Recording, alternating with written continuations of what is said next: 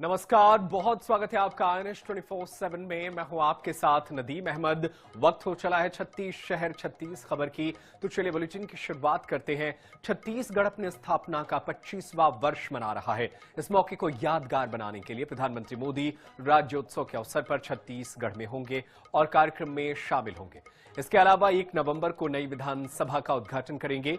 प्रधानमंत्री मोदी 31 अक्टूबर को रायपुर पहुंचेंगे। पीएम मोदी के दौरे को लेकर राजधानी में तैयारियां जोरों पर है। तो राज्योत्सव के कार्यक्रम में शामिल होंगे प्रधानमंत्री मोदी। रजत जयंती राज्योत्सव का करेंगे शुभारंभ। पीएम सत्य साई अस्पताल भी जाएंगे, जहां वो बच्चों से मुलाकात करेंगे। इसके अलावा ब्रह्मा कुमारी ट्रेनिंग सेंटर का भी शुभारंभ करेंगे। तो छत्तीसगढ़ 25 साल अपना रजत जयंती मनाने जा रहा है और ऐसे में प्रधानमंत्री नरेंद्र मोदी 2 दिनों के लिए छत्तीसगढ़ के दौरे पर रहेंगे। राज्योत्सव कार्यक्रम में शामिल होंगे पीएम मोदी। नए विधानसभा भवन का भी उद्घाटन करेंगे पीएम मोदी। इस दौरान कई सौगातें भी दे सकते हैं छत्तीसगढ़ को। राज्योत्सव कार्यक्रम में शामिल होंगे। प्रधानमंत्री जनजातीय संग्रहालय का भी उद्घाटन करेंगे। रजत जयंती राज्योत्सव कार्यक्रम का शुभारंभ करेंगे। पीएम सत्य साई अस्पताल भी जाएंगे और उसका भी उद्घाटन करेंगे। इसके अलावा ब्रह्मा कुमारी ट्रेनिंग सेंटर का भी शुभारंभ करेंगे। और चलिए इसी खबर पर लाइव हमारे साथ हमारे सहयोगी गौरव शर्मा जुड़े हैं, उनका रुख कर लेते हैं। गौरव, बेहद ये खास पल होने वाला है जो इस बार का नवंबर का महीना शुरू होगा। प्रधानमंत्री मोदी छत्तीसगढ़ होंगे और क्या कुछ उनका कार्यक्रम रहने वाला है, और क्या ये माना जाए कि प्रधानमंत्री मोदी छत्तीसगढ़ को कई सौगातें भी देंगे उस वक्त में? छत्तीसगढ़ अपनी स्थापना का रजत जयंती वर्ष मना रहा है। 25वां वर्ष है स्थापना का और इस अवसर को यादगार बनाने के लिए प्रधानमंत्री नरेंद्र मोदी का छत्तीसगढ़ दौरा प्रस्तावित किया गया है। प्रधानमंत्री नरेंद्र मोदी 31 अक्टूबर की शाम 7 बजे छत्तीसगढ़ पहुंच जाएंगे। इसके बाद उनका भव्य स्वागत किया जाएगा रायपुर एयरपोर्ट में। पहले यह तय किया गया था कि छत्तीसगढ़ पहुंचने के बाद पहला कार्यक्रम जो होगा वो प्रजापिता ब्रह्मा कुमारी के ट्रेनिंग सेंटर का इनॉग्रेशन होगा, लेकिन इसमें बदलाव किया गया है। अब प्रधानमंत्री नरेंद्र मोदी के छत्तीसगढ़ पहुंचने के बाद जो 5 कार्यक्रम प्रस्तावित किए गए हैं वो 1 नवंबर यानी राज्योत्सव के दिन ही प्रस्तावित किए गए हैं। सुबह 9 बजे प्रधानमंत्री नरेंद्र मोदी का जो पहला कार्यक्रम होगा वो सत्य साई अस्पताल में बच्चों से मुलाकात का कार्यक्रम होगा और उनका जो 5वां कार्यक्रम यानी अंतिम कार्यक्रम जो होगा छत्तीसगढ़ में वो होगा राज्योत्सव का शुभारंभ, जो दोपहर 3 बजे राज्योत्सव के मैदान में आयोजित होगा। तो इस बीच प्रधानमंत्री नरेंद्र मोदी सबसे पहले सुबह 9 बजे सत्य साई अस्पताल में दिल का ऑपरेशन कराने वाले बच्चों से मिलेंगे। सत्य साई ऑपरेशन पिछले काफी समय से निःशुल्क बच्चों के दिलों में जो परेशानियां होती उसका उपचार कर रहा है और न सिर्फ भारत, न सिर्फ छत्तीसगढ़ बल्कि देश की सीमाओं से परे कई देशों से यहाँ पर बच्चे जो हैं वो अपना उपचार कराने आते हैं, उनके माता पिता उपचार कराने आते हैं। तो ऐसे जो बच्चे हैं उनसे मुलाकात प्रधानमंत्री नरेंद्र मोदी करेंगे। इसके बाद प्रजापिता ब्रह्मा कुमारी ईश्वरीय विश्वविद्यालय के ट्रेनिंग सेंटर का पीएम शुभारंभ करेंगे। ये दूसरा कार्यक्रम होगा।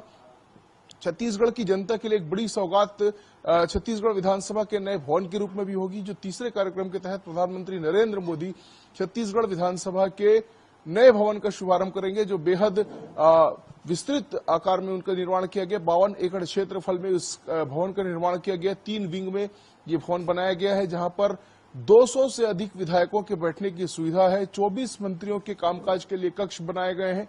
ये काफी विस्तार से इस भवन का निर्माण किया गया है। तो ये हर तरह से छत्तीसगढ़ की संस्कृति परंपरा के अनुरूप होगा। इसका जो शुभारंभ है वो प्रधानमंत्री नरेंद्र मोदी करेंगे। इसके बाद में देश के दूसरे सबसे बड़े जनजातीय संग्रहालय का भी शुभारंभ प्रधानमंत्री नरेंद्र मोदी करेंगे। ये चौथा कार्यक्रम होगा। इसके बाद सबसे अंत में दोपहर 3 बजे छत्तीसगढ़ के रजत जयंती समारोह यानी राज्योत्सव का जो शुभारंभ है प्रधानमंत्री नरेंद्र मोदी करेंगे और इसके बाद छत्तीसगढ़ से विदा हो जाएंगे। प्रधानमंत्री नरेंद्र मोदी जिन 5 कार्यक्रमों में शामिल होंगे उन सभी के लिए अलग अलग स्तर के अधिकारियों को जिम्मेदारी दी गई है। मंत्री कार्यक्रम स्थलों का निरीक्षण कर चुके हैं और मुख्यमंत्री विष्णुदेव साय लगातार मॉनिटरिंग कर रहे हैं। मुख्यमंत्री हाई लेवल मीटिंग भी कर चुके हैं। सभी मंत्रियों को भी इसकी जिम्मेदारी दी जा चुकी है। विधायकों को भी जिम्मेदारी दी जा चुकी है। साथ ही साथ जो प्रशासनिक स्तर पर अगर बात की जाए कार्यक्रम की तैयारियों की, तो विभिन्न जिलों के जो कलेक्टर्स हैं उनको जिम्मेदारी दी गई है। मंत्रियों की बात की जाए तो मंत्री स्थल का निरीक्षण कर चुके हैं। सभी स्थानों में जाकर व्यवस्थाओं की जानकारी मंत्री लगातार ले रहे हैं और जो अधिकारियों की टीम तैनात की गई है, वो भी लगातार सुरक्षा से लेकर प्रधानमंत्री के आने और उनकी विदाई तक तमाम कार्यक्रमों पर नजरें बनाई हुई है। लगातार तैयारियां जो है वो तेज कर दी गई है और लगातार प्रधानमंत्री का जो स्वागत होगा उसको लेकर भी खासा उत्साह है, क्योंकि बड़ी संख्या में जो भारतीय जनता पार्टी के कार्यकर्ता हैं वो एयरपोर्ट पर उनकी अगवानी करेंगे। तो प्रधानमंत्री नरेंद्र मोदी का दौरा जो है वो बेहद खास होगा और इसके लिए काफी जो तैयारियां हैं वो लगातार की जा रही है। बिल्कुल लगातार तैयारियां की जा रही है, लेकिन एक अहम बात आपने कही सुरक्षा को लेकर। बिल्कुल वीवीआईपी मूवमेंट रहने वाला है उस दिन, तो सुरक्षा को लेकर क्या अभी से तैयारी चल रही है? निश्चित रूप से प्रधानमंत्री नरेंद्र मोदी की सुरक्षा को लेकर भी तैयारियां की जा रही है। प्रधानमंत्री के आने से लेकर दूसरे दिन राज्योत्सव के कार्यक्रम के बाद उनकी विदाई तक के लिए लगातार जो स्थल चयन है वो किया गया। वहां पर अधिकारियों की तैनाती की गई है। वहां पर किस तरह से सुरक्षा के प्रोटोकॉल होंगे उसके मानक तय कर दिए गए हैं। साथ ही साथ अगले 1-2 दिनों के भीतर ही एसपीजी की जो टीम है वो आ जाएगी और इसके बाद में एसपीजी के मार्गदर्शन में प्रधानमंत्री की सुरक्षा को लेकर जो तैयारी है वो की जाती है और उसी तरह से जो गृह विभाग के अधिकारी है वो इस पूरे सुरक्षा की गतिविधियों को संचालित करने के लिए, उसको तैनात करने के लिए अधिकारियों की ड्यूटी जो है वो भी लगा दी गई है। जो 3 स्तर में सुरक्षा जो है राज्य सरकार की ओर से दी जाती है और जो प्राथमिक सुरक्षा होती है वो प्रधानमंत्री की जो एसपीजी की टीम जो आती है वो फिर सुरक्षा की कमान संभालती है। तो इस तरह से सुरक्षा को लेकर भी तैयारियां जो है वो पुख्ता तौर पर की जा रही है। लगातार छत्तीसगढ़ शासन के वरिष्ठ अधिकारी और केंद्र सरकार के वरिष्ठ अधिकारी इसकी मॉनिटरिंग भी कर रहे हैं, निगरानी भी कर रहे हैं और आवश्यक दिशा निर्देश भी दे रहे हैं। बिल्कुल दिशा निर्देश जारी हो रहा है। प्रधानमंत्री का कार्यक्रम है और वीवीआईपी कार्यक्रम है, ऐसे में सुरक्षा को लेकर कोई कोताही नहीं बरत सकते। बहुत शुक्रिया गौरव शर्मा, तमाम जानकारी के लिए आप नजरें बनाए रखिएगा, आगे भी आपसे जानकारी हासिल करते रहेंगे। और चलिए खबरों में आगे बढ़ते हैं और अब बात सूरजपुर की खबर की करते हैं। सूरजपुर जिले के जयनगर थाना क्षेत्र में उस वक्त तनाव फैल गया जब रविवार रात को जुआ पकड़ने पहुंचे पुलिस टीम को देखकर भागने के दौरान युवक की कुएं में गिर जाने से मौत हो गई।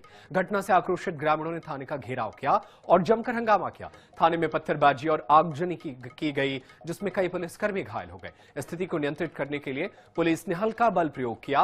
हंगामा बढ़ता देख मौके पर जनप्रतिनिधि और एसडीएम पहुंचे और ग्रामीणों को समझाइश दी, जिसके बाद मामला शांत हुआ। इधर कलेक्टर ने घटना की जांच के लिए अपर कलेक्टर की अध्यक्षता में एक समिति गठित की है। तो सूरजपुर का यह पूरा मामला है जहां पर कलेक्टर ने एक टीम गठित कर दी है जो इस पूरे मामले की जानकारी हासिल करेगी, सच्चाई पता लगाएगी। दरअसल जुआ फड़ पर छापेमारी के लिए पुलिस की टीम पहुंची थी। जयनगर थाने का ये पूरा मामला है जहां पर युवक जो है वो भागा था और एक कुएं में जाकर गिर गया था, जिससे उसकी दर्दनाक मौत हो गई। और अब परिजन जो है इस पूरी घटना के लिए पुलिस प्रशासन पर जिम्मेदारी डाल रहे हैं। उनका कहना है कि पुलिस की लापरवाही की वजह से जान गई है। कुएं में गिरने से युवक की मौत हुई थी और अब वो न्याय की मांग कर रहे हैं।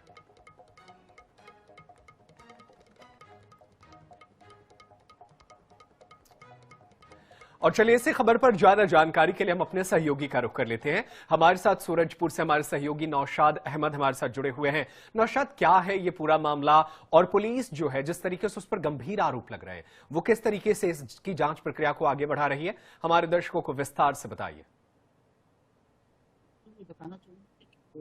घटना है जयनगर पुलिस को जानकारी मिलती है कि कुंजनगर में जुआ चला रहा है, जिसके बाद नगर 5 वहां पर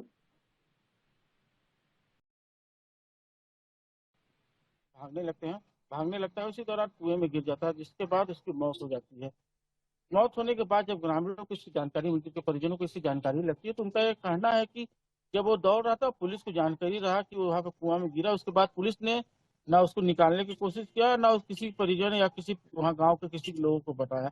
इसके बाद ग्रामीणों का गुस्सा उठ पड़ा और ग्रामीण इकट्ठे हो गए और सभी जयनगर थाना पहुंच गए। जयनगर थाना पहुंचने के बाद लगातार वहां भीड़ आती रही और लगातार वहां पर विरोध प्रदर्शन होते रहे। विरोध प्रदर्शन धीरे धीरे उग्र होने लगा, जिसके बाद वहां के जो इकट्ठे लोग थे उन्होंने थाने परिसर में जाकर तोड़फोड़ की है, आगजनी की है, बाहर विरोध में चक्का जाम किया और पथराव करने लगे। पथराव के दौरान इतने हुए थे कि कई कियाई और कई पुलिसकर्मी इसमें घायल भी हो गए।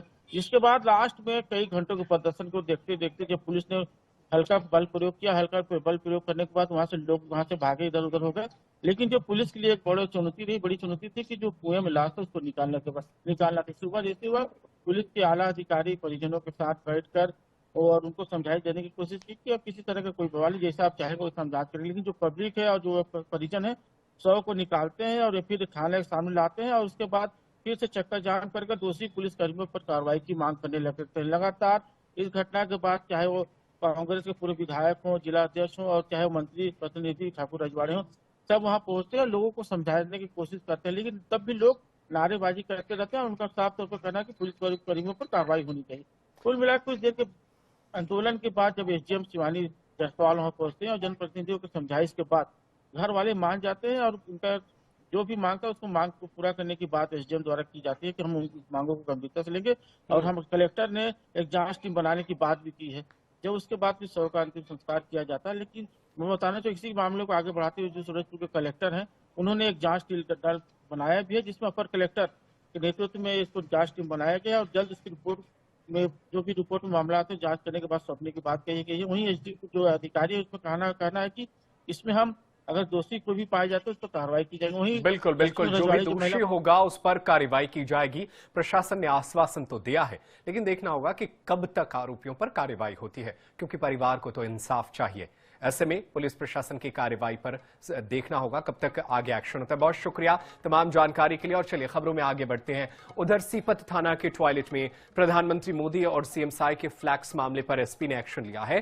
थाना प्रभारी गोपाल सतपथी का ट्रांसफर कर थाने से साइबर सेल भेज दिया गया है। उनकी जगह पर राजेश मिश्रा को सीपत का नया थाना प्रभारी बनाया गया है। एएसपी रजनीश सिंह ने आदेश जारी किया है। बता दें कि मामले में भाजपाइयों ने थाने का घेराव कर दिया था। इस दौरान प्रदर्शनकारियों ने जमकर हंगामा मचाया था। भाजपाइयों ने इस घटना को लेकर कहा, ऐसी घटना जानबूझकर प्रधानमंत्री और मुख्यमंत्री का अपमान करने के लिए की गई है। कार्यकर्ताओं ने सीपत सीएसपी से थाना प्रभारी और दोषियों के खिलाफ तत्काल कार्रवाई करने की मांग की है। जानकारी के अनुसार सार्वजनिक टॉयलेट के दरवाजे को ढकने के लिए सुशासन त्योहार के लिए बनाए गए फ्लैक्स को ही लगा दिया गया है, जिसे स्थानीय लोगों ने देखा था। इसके बाद से बीजेपी के कार्यकर्ताओं ने जमकर सवाल पूछा, हंगामा किया और अब इस पूरे मामले में साइबर सेल ट्रांसफर कर दिए गए हैं। तो ये तस्वीरें जिसके बाद से जमकर हंगामा हुआ था।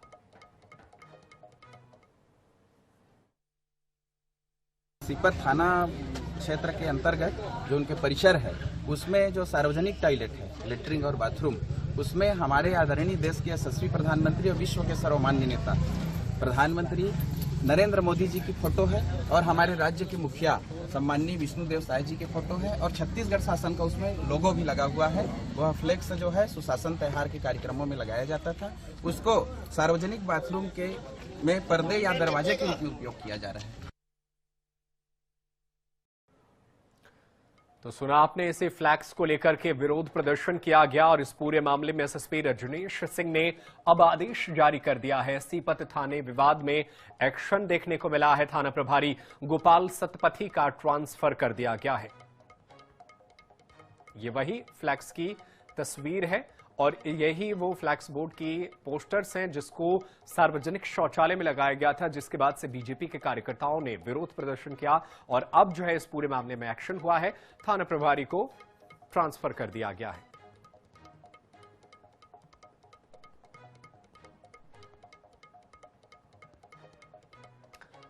और चलिए इसी खबर पर ज्यादा जानकारी के लिए हम अपने सहयोगी का रुख कर लेते हैं। हमारे साथ हमारे सहयोगी पंकज गुप्ते लाइव जुड़ गए हैं। पंकज, ये पूरे मामले में एक्शन भी देखने को मिला, किस तरीके से पोस्टर का इस्तेमाल किया जा रहा था, क्या थाने के पुलिस अफसरों से आपने बातचीत की, क्या ये जानबूझकर किया गया था या किसी ने बस यूं ही लगा दिया था?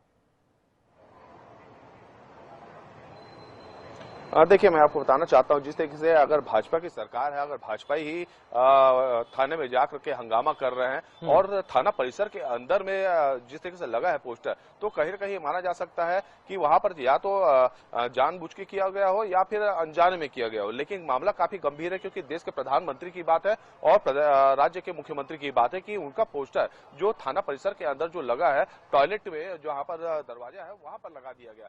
जिसको लेकर जो स्थानीयों ने देखा और भाजपाइयों को बताया तो वो लोग काफी ज्यादा भड़क गए और थाने में जाकर के तत्काल कार्रवाई करने की मांग करने लगे। और इस तरीके का जो अपमान किया गया है प्रधानमंत्री मोदी का और सीएम साय का, तो ये काफी एक चिंतनीय बात है। और इसको लेकर हालांकि अभी एसएसपी के निर्देश पर जो थाना प्रभारी है उनको तत्काल कार्रवाई करते हुए साइबर थाने में भेज दिया गया है। लेकिन आपको मैं ये बताना चाहूंगा कि कोई भी अगर परिसर के अंदर किसी का अगर परिसर होता है, चाहे थाना का हो या किसी अन्य विभाग का, तो वहां अगर किसी प्रकार कोई कृत्य होती है, चाहे सही हो या गलत, वो सारे चीज की जवाबदारी वहां पर के प्रभारी की होती है। तो हमारे साथ अभी भाजपा के जो मीडिया प्रभारी है वो हमारे साथ है, उनसे हम बात करेंगे।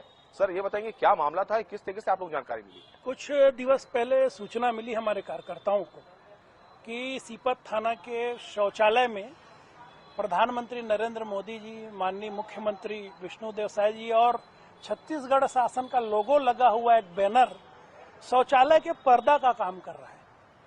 कार्यकर्ताओं को पता चला, वहां मंडल अध्यक्षों को पता चला, सभी कार्यकर्ताओं को, उनके मन में बड़ा ही वेदना हुई और वे फिर थाना परिसर जाके सत्यता की जांच किए और जहां मौके पे जो पता चला था वो जस का तस पाया गया।